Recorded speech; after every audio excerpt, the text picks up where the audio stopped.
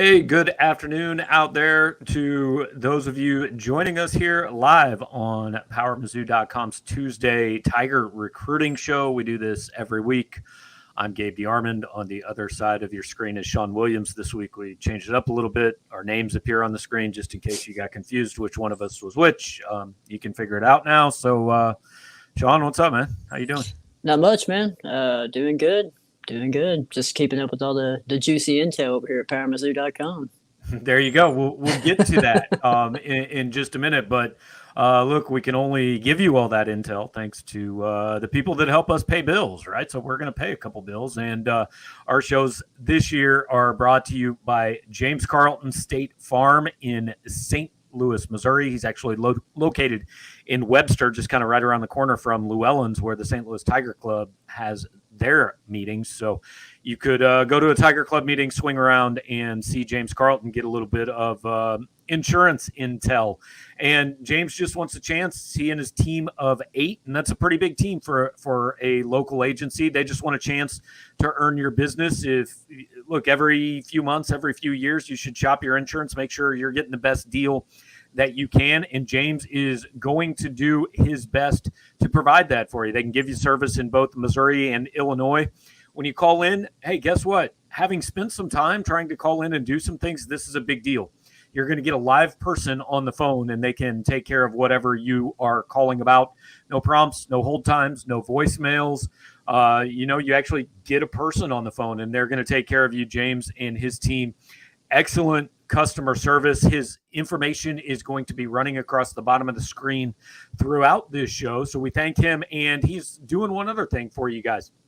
All you got to do is get a quote from him. You don't have to take advantage of it. You don't have to use it, although there's a pretty good chance you're going to, but just call him, hit him up online, whatever, get a quote from him. And for every quote that he gives out that the caller or the emailer mentions hearing about him on this show, he is going to donate $20 to Advancing Missouri Athletes, Mizzou's NIL collective. He's a big Mizzou fan, big supporter of PowerMizzou.com. So for every person who calls him and says, hey, heard about you on Power Mizzou, want to check out the rates, you get a quote from him, $20 goes straight to Mizzou's NIL collective. Or maybe he'll just send you $20 in Luther Burden potato chips. I don't know. I made that part up. Don't call James and ask for potato chips. But anyway, so we will get to the show, and do want to invite you guys, just as Jim Bob has, to put up your comments, your questions over in the comment queue. We will throw them on the screen throughout the show, but we always kind of start out with at least a couple things we plan to talk about during the show. And Sean was on the road on Friday night at, I believe, at St. Louis University High. Is that right, Sean? Is that where that game was on Friday? That is correct, yes. Yeah. So SLU taking on St. Mary's, and Jamal Roberts, Missouri commit, who did all right to begin the season. Sean seemed to enjoy playing the Junior Billikens defense. Yeah, he definitely did.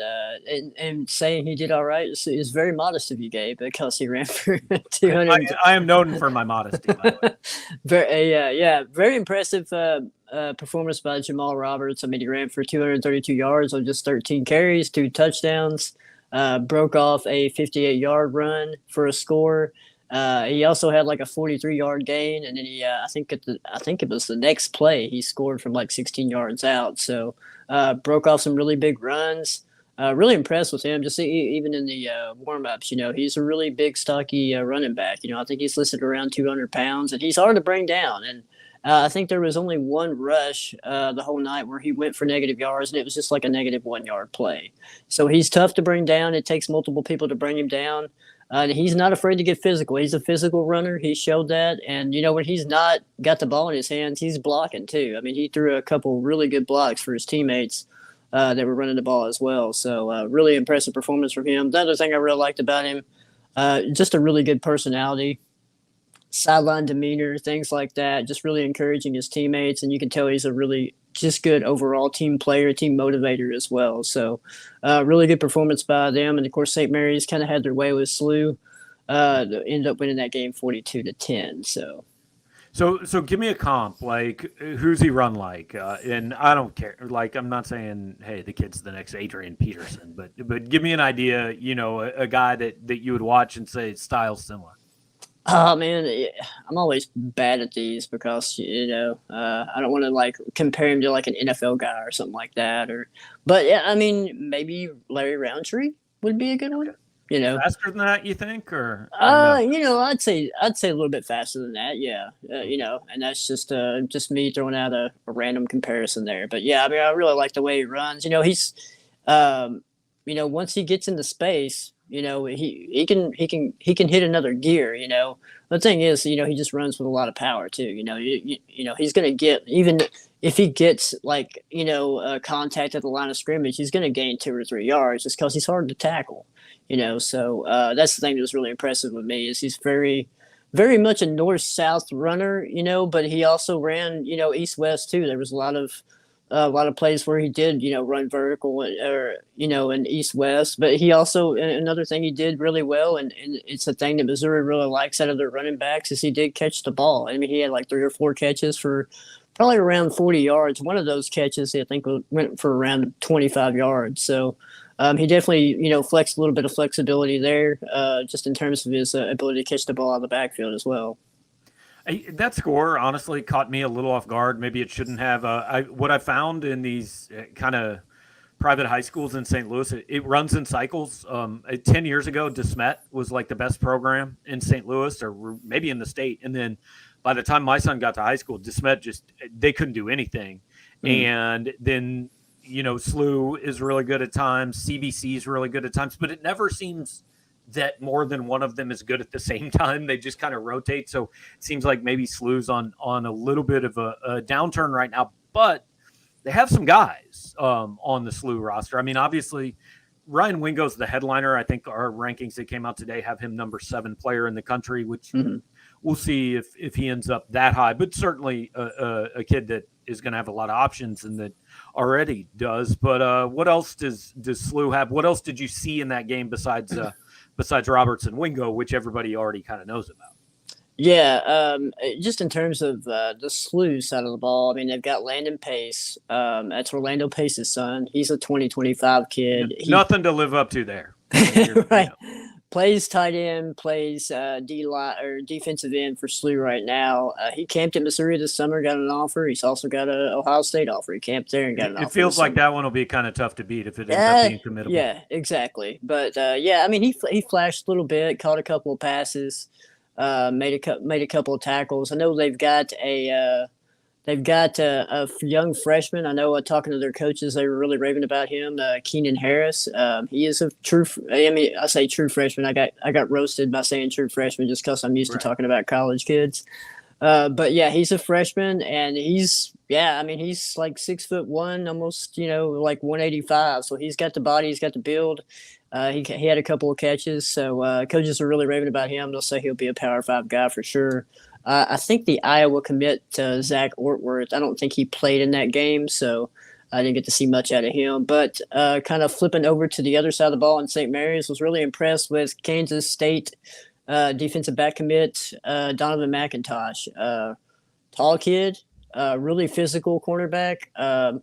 Wingo matched up with him and had some issues. I mean, Wingo kind of, lined up on both sides of the ball, So, in this matchup with McIntosh really got the best of him and might have thrown the ball towards his way about 3 or 4 times when he was matched up with McIntosh. But really, he presses at the line of scrimmage, kind of took Wingo off his game in terms of just, route running and things like that. There was a couple of jump balls that, they both kind of went up and got, but, McIntosh did a good job of defending both of those and not giving up a reception.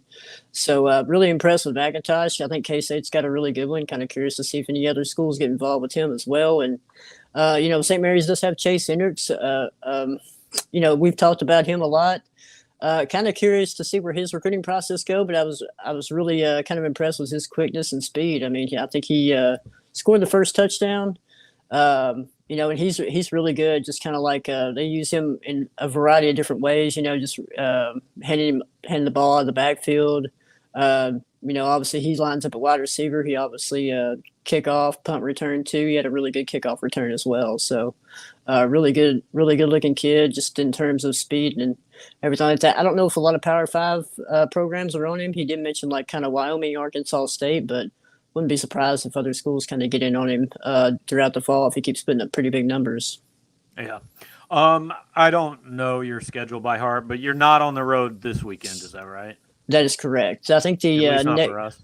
yeah, well, yeah. Missouri wise, I think that'd be on the 23rd whenever Francis Howell and Troy meet up. So you got Brett Norfleet, the tight end commit, versus Jakai Lang, the defensive end commit from Missouri. So I'll be at that game, and that's on September 23rd. Okay, there you go. So the other news that we are expecting at some point today, Miami defensive back Marcus Clark. It has been reported in various places he is in the student database. I have spoken to a source that said he is enrolled in classes at Missouri. He is going to make his announcement official at some point today. He told me about an hour and a half ago, in the next hour or two. So we'll see. But look, we don't like to spoil kids' announcements, but he's on campus at Missouri. He's enrolled at Missouri. He's working on paperwork at Missouri, and he's announcing a decision today. You guys can kind of figure that out, where we think he's probably going to end up. He's going to Kansas. Right. It would be a hell of a move to sign a scholarship paper for Kansas while you're on Mizzou's campus, wouldn't it? I mean, that'd be. I'd respect it. But I mean, if you come in your car with your bags packed and you have options, man, you just yeah, there you go. But so we're waiting on that news. And look, there's a few things we don't know here. I mean, Missouri or Clark, I think, will apply for a waiver, so that he can play this year. Now, will they get it? I mean, I don't know. Sean, are you in the business of predicting what the NCAA is going to do? No, I mean, you made the comparison last year with Charles Hicks. It took a little bit for that to kind of go through. So it could be another situation like that where, it may take a minute. He may be eligible by, the third game or fourth game or the seventh game. Who knows? Right. Yeah. So it could be like a mid-year thing. Also, like, the chances that he's just going to show up and play, like, he's not playing Saturday. Right. I mean, right. All these guys that are on campus, even the youngest guy, the newest guys have been on campus for a full month, or actually probably for close to 3 months at this point. They've been learning the system. They've been lifting weights. They've been doing all these things. The chances that this kid is a factor on defense this year, if he is, hell of a pickup by Missouri, because that means he's a really good player. Yeah, it kind of goes back to what we said last week, and I think right before we had this show last week, I mean, I think his name was kind of linked to Missouri, and we talked about it then. But yeah, I kind of see it as a situation where, okay, maybe he does get eligible. Maybe it's 3 or 4 games in the season. Maybe, it's probably a situation where, hey, okay, he's acclimated enough. Maybe we'll throw him in the last 4 games for some snaps. And he has a redshirt year available. Yeah, and preserve the red shirt and redshirt him this year and get him ready for next year. So, I can see that being a possibility. Yeah, you're not going to throw a guy in the fire if you just got to campus. I mean, it's really interesting to me, though, that, I mean, because, look, Blake Baker was the DC at Miami this kid's freshman year. So he knows him. So obviously he thinks he can play. But the interesting part to me is cornerback is not a place where Missouri is like old, right? I mean, Chris Abrams-Drain, I guess it theoretically could leave after this year, but like Ennis Rakestraw is still technically a redshirt freshman. DJ Jackson is either a redshirt freshman or a true sophomore. LJ Hewitt is on campus and he's young. Drayden Norwood, the transfer from Texas A&M, is still a freshman. I mean, these are young players, and it's just, I'm not saying it's good, bad, or indifferent, but it is interesting to me that they're bringing in another corner when really all of the corners they have left have 3 years of eligibility or more, pretty much, and I think may fulfill those years, except for Chris Abrams-Drain. Yeah, I mean, it is interesting, head scratching, however you want to kind of say it, but just in terms of an exact need or an immediate need, there's not really one. on the, Not from the outside. Yeah, exactly. So, yeah, and like you said, not from the outside, but maybe the coaches see something different. But I still kind of lean on the fact that hey, we'll stash him away. But even in that aspect, next year you got all those guys probably coming back, Right. with the exception of maybe Abrams Drain. But still, And it raises the question to me. Okay, what does that mean about maybe where Davion Sistrunk is? Are we already writing off some of these guys that have been signed in the last year or two? And again, maybe not. It's just not knowing the exact situation, being on the outside. That look, we've talked for months now. This is the year that I think the transfers need to be reduced a little bit. You're not still taking 10 of them, right? So, and if you are, then what does that mean about these classes you've signed and where your evaluations of them are and what you've already decided? So I just think it's a really interesting situation. I'm in the same place I was when I heard last week his name for the first time. And I just thought, look, it's not my place to judge, but I find it interesting. Yeah, it always is whenever you add a transfer right when the season's going to start. Pretty much Thursday, So, but yeah, I kind of agree. This year, especially after this year, it'd be interesting to kind of track how many transfers they go after, what that number is. Maybe one of these corners becomes a safety. There's a lot of things that could make it 3 months from now. We could go, oh yeah, that makes perfect sense. I get why they did that, right? Who knows? Exactly. Maybe two of these guys have already walked into Eli's office since they saw a depth chart and said, I'm out. Anything's possible in this day and age. Very possible. And, I think last week we kind of talked about the stages of people transferring or hitting the transfer portal. This is kind of like maybe the lower tier time, but, you will see guys that, when depth charts come out or after 2 or 3 games and they realize that they're not going to see the field a whole lot, that they'll hit the portal and they'll try to find another home. So. No question. Speaking of homes, you have to insure your home, Sean. I've heard that. That's the thing that they tell me. I pay for it every month, so I guess we have to do it. If you're looking, whether it's home insurance, car insurance, whatever kind of insurance you need, your guy, if you're in Missouri or in Illinois, is going to be James Carlton with James Carlton State Farm. And again, he is based in St. Louis. You don't have to be in St. Louis. Anywhere in Missouri, anywhere in Illinois. The information running across the bottom there, carltoninsurance.net. You can call him at 314-961-4800. He is on Facebook at facebook.com, Carlton Insurance, for the older members of our audience. I did not get, for the younger members of our audience, I did not get James's TikTok information. I do not know if James Carlton State Farm has a TikTok account, but you can check that out. But James is kind enough to be a partner of ours this season on this show, which will air every Tuesday, and then the PM live show I'm doing on Wednesdays with Gerard Hamilton, not Carlton. It's James Carlton, Gerard Hamilton. But James wants to take care of your insurance needs. Great customer service, team of 8. They've been there for a long time working together, and they can take care of anything you need. As mentioned, big Mizzou fans, big supporters of us, of Tim McKernan and some of the things they do in St. Louis. So certainly products that you guys like, James is taking care of them, and he's also going to, if you just call him, get a quote, whether you take advantage of it or not, he's going to donate $20 to Missouri's NIL collective. $20. You say, well, $20, what's $20? Well, hey, enough of you guys call, that starts to add up, right? Because 20 times 2 is more than 20, and then 20 times 3 is even more than that. I was a math minor at the University of Missouri back in 1998, which, by the way, that's made up. But I do know that 20 times 3 is more than just 20. So anyway, do get in touch with James Carlton. Again, his information is going to scroll across the bottom of the screen for as long as we are here. And that is however long it takes us to kind of go through some of your all's questions. And we will hop on those now. Cam Cameron wants to know, with Jaden Doss being committed to a school that's almost certainly going to be firing its coach at some point, if he were to hypothetically reopen his recruitment, would he be a take at Mizzou? I will say this. My understanding of this situation is part of the reason he is committed to that school that is very likely to fire his coach is because at the time he was not a take at Missouri. Now, obviously, things change. I don't know wide receiver class off the top of my head, how many they've got, how many more they might take.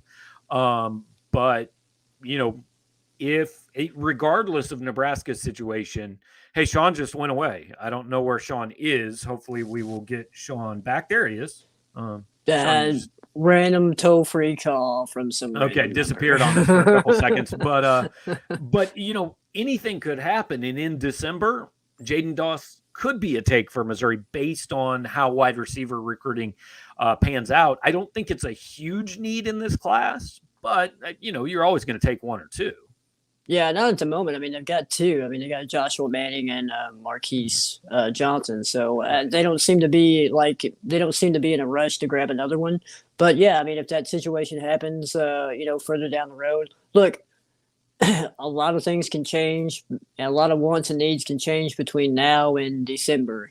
So if there's a situation where Scott Frost is out the door, and Missouri is kind of re-looking or reevaluating their recruiting class and what they need, and he's available, maybe they'll take him. So time will tell with that. And I don't have Doss's measurements right in front of me. I do know that he is not the fastest guy. I do know that Missouri's roster at tight end makes me think they could use some talent there. Is he a guy that's big enough that would be a possibility, or is he not really big enough for that? He's not going to be tall enough, Doss. Okay. Yeah. Okay.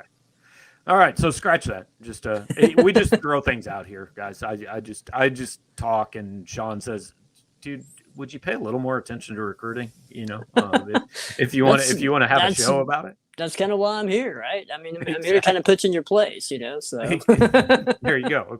I write the checks. Sean tells me when I'm stupid. That's how this works. Bryce wants to know: are you more or less optimistic going into the season? I think this is like a team question, and I don't mean to dodge it. I mean, but we try to keep this kind of focused on recruiting and keep it on track. I mean, I did a prediction. I picked them 7-5. I'm not sure I really believe that, if we're being honest, but I can't remember what I picked them last year. I just am. I don't know. We'll see. There are reasons to be a little more optimistic as far as recruiting. I think we talked last week, Sean. Like, I can't really see a scenario where this reaches, that this class reaches that top 15 or 20 level that the last two have been at. Doesn't mean it won't be good. Doesn't mean they can't supplement it with transfers. I just don't see a path to them having a top 20 class this year. Yeah. Consider where it's at right now, and how many commitments they have, and just kind of I think they're like, mid 60s right now. So yeah, it's not going to be as good as the last two, but it'd be kind of just interesting to see, like I said, how many transfers they're going to take, and combine that with how many high school players they plan to take as well. So, and we should, by the time this class signs, have the ability to integrate those transfers into, I think, the class rankings and things like that.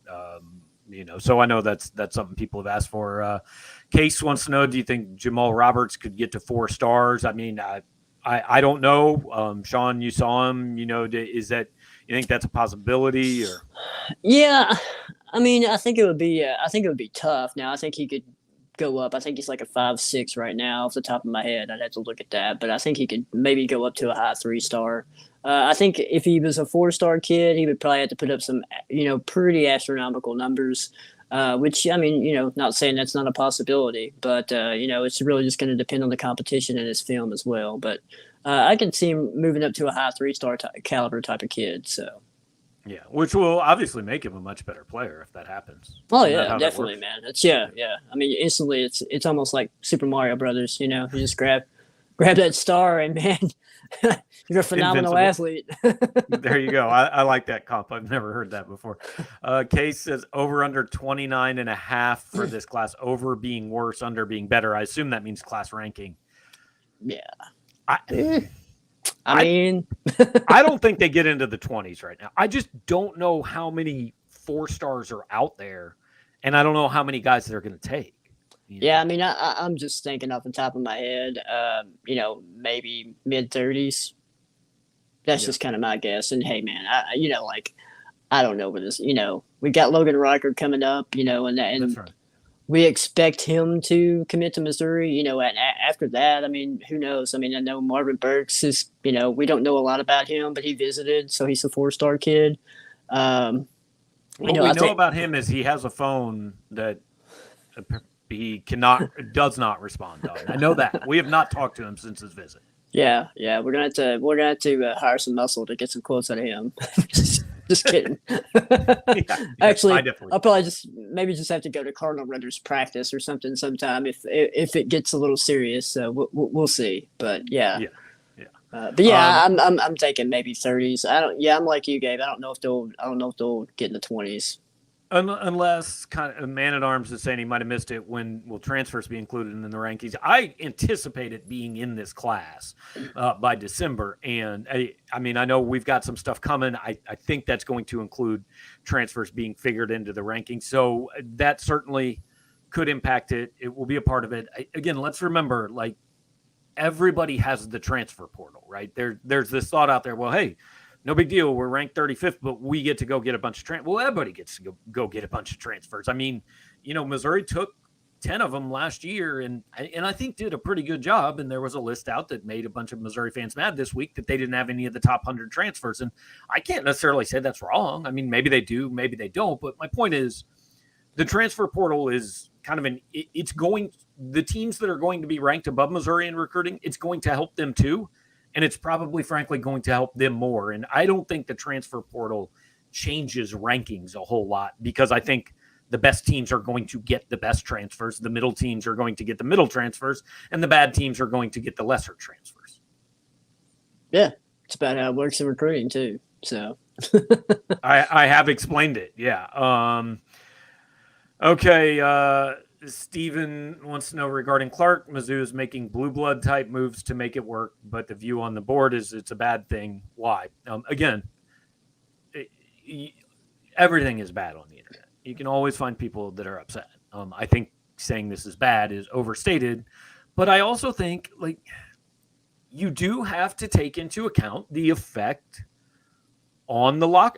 You can't just say just compile talent and bring them in whenever and throw them in. I mean, again, if I am a young cornerback on this team, I'm looking and saying, what's up? And now, you got to compete for your spot. The coach is always trying to recruit. I get it. I'm not saying it's a negative, but it is just something you have to consider. That's, and again, I don't know. Eli Drinkwitz makes $4 million. I assume he's considered it, but I don't think you can just say, well, just go get as many players as possible. And hey, if you got to boot guys out. I mean, that eventually does have an effect. Yeah. I mean, Drinkwitz does make $4 million a year, so he doesn't care about our opinions, but we're going to give it anyway. Right. But yeah, you mentioned it. And that's probably the biggest thing I kind of think about whenever you bring a guy in, this late in the process when your season's about to start, just the locker room aspect of it all, how that kind of affects players, especially cornerbacks. And then, look, people are talking about it on the board and, we kind of talked about it, but, you got to do some scholarship rearranging, and that's going to make some people mad, because you're going to take them off scholarship. So how does that affect the locker room too? It's like you said, you're trying to stockpile talent, but then you got to make some sacrifices along the way, and that rubs people the wrong way. How much does that affect your locker room? So. And you have to think about it more now than ever, because literally any of these guys can leave anytime they want, right? Mm-hmm. And that's never been true before about a year and a half ago. So it's another factor in what coaches have to look at that maybe wasn't there before. Do we have any leads in the 24 class? I mean, yeah, look, they've offered a lot of guys. I don't know, Sean, maybe you've spent a bunch of time breaking down kids who are 16 months from signing and where they're leaning and stuff. I haven't. I can't care yet, to be honest. We have 7 Missouri guys in the top 250. I don't know. I mean, maybe the 23 and 24 classes are that good. It seems high to me. Yeah, I actually mentioned this maybe a couple of chambers ago, just in terms of going through, 24 guys. And just kind of who their top targets are. It's mostly a lot of the in-state guys right now. I mean, because those are the guys that have visited the most. So like you got Melvin Laster and players like that. And Andrew Sprague, Aeneas Williams. Just kind of name a few off the top of my head, just because they visited so many times. So it's kind of in-state guys are really easy. Guys from the St. Louis area. Those are kind of where you're at right now until some of these out-of-state guys come in for a couple of visits or something like that and show that they're really interested. We just really don't know about any of those out-of-state guys in the 24 class at the moment. Yeah, Steven's got another question. What should a normal number of kids coming in via transfer look like? I think going forward, I think if you're in that 5 to 6 range, that's Yeah. probably good. You're plugging holes, right? Maybe a kid didn't make it to campus. Maybe a kid just hasn't panned out the way you thought. Maybe somebody goes pro, but you're using it to plug holes. You're not taking 10 or 12. You're taking 5 or 6. And I think that would be a good sign that your program's going pretty well. You've done a good job evaluating the guys you have on campus, and you feel good about where you're at. And I think everybody's got to keep a few spots open, but I don't think you can build a good program at a place like Missouri taking 10 every. I understand why he did it the first 2 years. I just don't think it continues that way. Yeah, I agree with you. You need to be in a place where you're just plugging some holes, you're adding some depth. You see a lot of programs out there doing that, add like 5, 6, 7 guys, maybe tops. And they're kind of a combination between starters and backup guys. They're going to get snaps in the backup role, but in a role that's kind of rotational. Not like a quarterback or anything like that. But so yeah, it needs to be kind of like that's why I say like. And you said this too, after this season, it's going to be kind of interesting to see if that's kind of the route Missouri goes. If they're going to take 5 or 6 transfers, if they take more than that, then what does that say about the recruiting processes you've been doing so far? So, yeah. So I think we've covered that. Next time we do this, we'll be just a couple days shy of Logan Reichert's decision, which I checked in with him. I think it was this morning. He does not have a time or a location set for it. All we know is Thursday, September 8th. I could literally see Logan being a kid that's just like, yeah, I'm just going to tweet this. Like, we're not going to do this thing. would you rather him tweet it or have a ceremony? I mean, look, I've got to go to Manhattan on Friday anyway, so we're going that direction. If he wants to have a ceremony, we will go to it. If he does not want to have a ceremony, we won't go. I've got no desire to show up at Raytown High School and him not be there. There you go. Yeah, that would kind of make no sense at all, really. Unless I could just go do a live shot at Raytown High School. And make sure you have a dump truck, though. Make sure you're driving a dump truck. Yeah. There you go. So all right, guys, appreciate all the questions, and do want to say before you leave, if you watched us on YouTube or if you're watching on YouTube after this is over, hit the like button, share it. I don't know, do those things that Big Brother then sends our show to more people.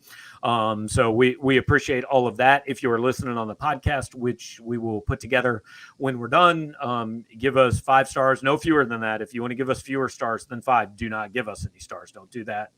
Only 5 is allowed. If you can find a way to give us 6, we appreciate that. But more important than either of those things, because I'm gonna be honest, I don't really care if our podcast has high rankings, whatever. If you guys want to watch, you'll hear. But more important, what we do want you to do is check out James Carlton State Farm in St. Louis. Facebook is facebook.com/Carlton Insurance. And on the World Wide Web, as it was once called, it is www.carltoninsurance.net. They are located in St. Louis, Missouri. They can take care of you in the state of Missouri, in the state of Illinois, and they will also donate $20 to Advancing Missouri Athletes if you call and get a quote. One of the areas we're going to try to highlight a little something different that James is doing every week, and one of the areas that James has been having a big impact on family finances is with teenage drivers. Look, I did that twice. Both got in an accident at some point. It costs a little extra money. James and his team, incredibly competitive with families with young drivers.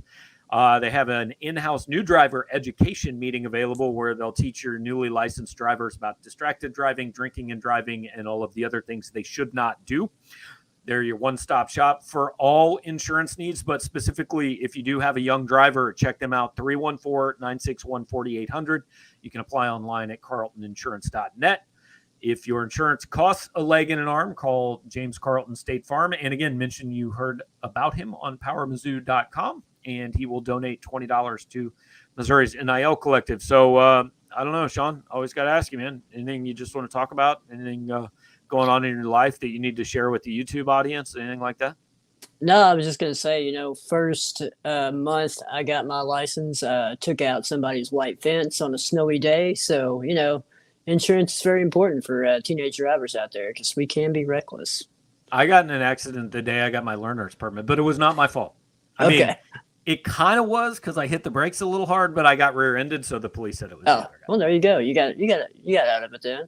Works. Yeah, completely blameless. So again, appreciate you guys watching. I'll be back tomorrow at 2:30 with Gerard Hamilton, and we'll have Ben Carlisle on talking Louisiana Tech football. We'll break down Thursday's game. Sean will be back with me next Tuesday. We'll see y'all then. See ya.